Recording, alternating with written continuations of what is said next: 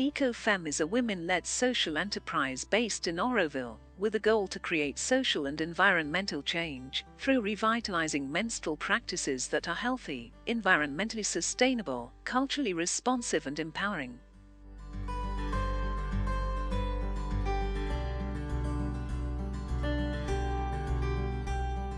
We started Ecofemme in 2010. Myself and my co-founder, Jessamine, we were mostly motivated by trying to help Auroville Village Action Group to create some income-generating projects for the rural women that they were supporting. And cloth pads was a product that we both really liked because I think both knew about sanitary waste to some extent, the problems of disposal, and felt that cloth pads were just a really good idea and something that we both liked to use, and realised there was no sort of commercial option of that kind of product in India, so we just decided to give it a go. It was really an experiment.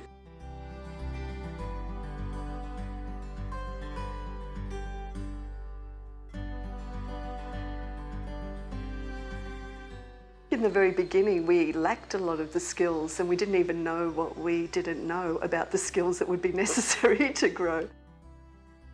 First help that came our way was from Unlimited Tamil Nadu, who provided us with some mentoring support, which was really people sitting down with us who had some business experience, which we didn't have. The biggest shift happened when we started to work closely with an external organisation called DASRA.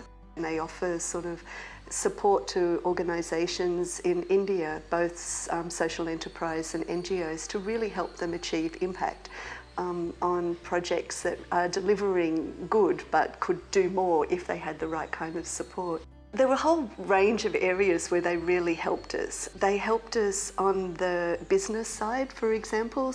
They also helped from the point of view of leadership and capacity building. So, for example, I did a one-year leadership program that they sponsored. It was actually very challenging, and even though I don't think it was particularly a good fit for the Auroville way of doing leadership, and certainly for a woman, but on the other hand, I actually did learn a lot of things, like to understand what kind of leader am I.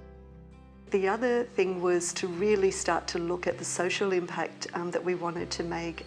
For example, if we wanted to sort of impact the ecosystem around menstrual health and hygiene in India, we had to develop a kind of external focus to really look at research and look at what was going on, what other people were doing in this sector, and to start to make sense of what would our unique contribution to that be. And that was interesting because before then we were more or less, oh, we'll just see what happens.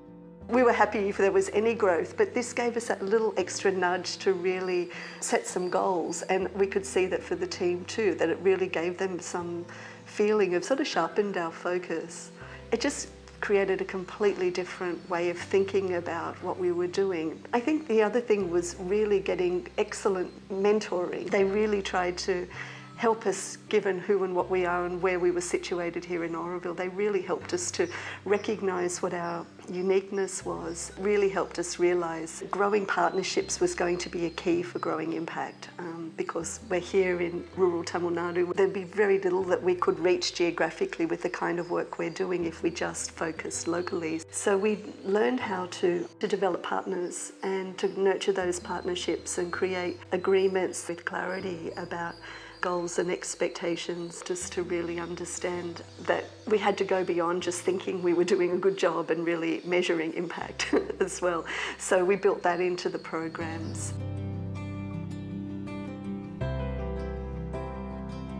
We have the Pad for Pad program, which is the program that reaches adolescent girls from low-income backgrounds. We mostly reach out to girls in government schools, and mostly how we reach them is through strategic partners. So the Pad for Pad program means that from our international customers, we get the funding to be able to sponsor free cloth pad kits. And the partners need to be able to deliver a menstrual health educational program in order to avail of access to these cloth pads, which they then offer as a choice to the girls. They have to also be responsible for gathering data and impact assessment. We support them with pads and with training in how to do all of that. So that's one program. And then the other is Pads for Sisters, and that enables us to provide cross-subsidised or cost price pads to women from low income backgrounds who couldn't afford the commercial products. So our vision was to have cloth pads be an affordable product for anyone, regardless of their purchasing power. We've got people coming up in the team who I think potentially can grow into more and more leadership. So I think there is a challenge for us going forward to really figure out how to do that kind of succession planning and transitioning well. Another key to our success will be continued market expansion. Like, we need the commercial reach to grow in order to keep doing the non-profit work. And so I do think more and more market linkages would be really helpful. How I think we'd like to move forward is not to keep growing Ecofemme into a bigger and more bloated pad-making emporium. Like, this is actually not what we want to do, but we'd like to see, in a way, a replication, more people doing what we're doing and doing it well. Main sort of things we've learned is how to nurture partners and also ambassadors, you know, women who basically switch on to cloth pads and see that it makes a difference and want to spread the word. I think more and more it's investing in those relationships and nurturing those relationships and helping these people find their voice and give them the knowledge and the resources that they can actually do what we've gotten really good at doing.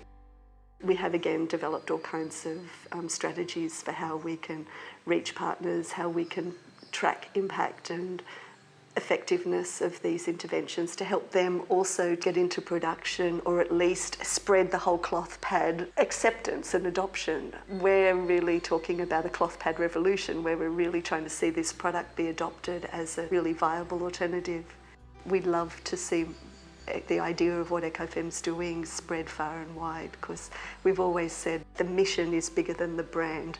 And I think that's something that's really core to what we care about, is not to be all kind of protective about the product, because people copy it, of course, and more so. So for us, it's like, let's just share it. Let's actually let it get out there and find its way. And people with passion and intelligence and commitment to that cause, help them to be able to do that in a way that they get successful at it so that the mission can spread.